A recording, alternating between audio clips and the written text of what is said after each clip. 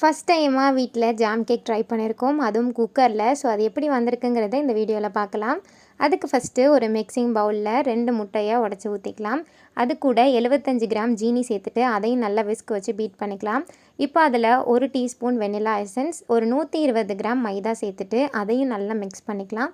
அதில் 1 teaspoon baking powder சேர்த்துட்டு 4 table spoon refined oil சேர்த்து அதையும் நல்லா மிக்ஸ் பண்ணால் பேட்டர் ரெடி. இப்போ நம்ம கேக் பண்ண போகிற பாத்திரத்தில் பட்டர் தடவிக்கலாம். குக்கரை ஒரு 10லேருந்து 15 நிமிஷம் ப்ரீ ஹீட் பண்ணிவிட்டு அந்த பாத்திரத்தில் பட்டர் பேப்பர் போட்டுட்டு நம்ம பேட்டரை ஊற்றி உள்ளே வச்சுக்கலாம்.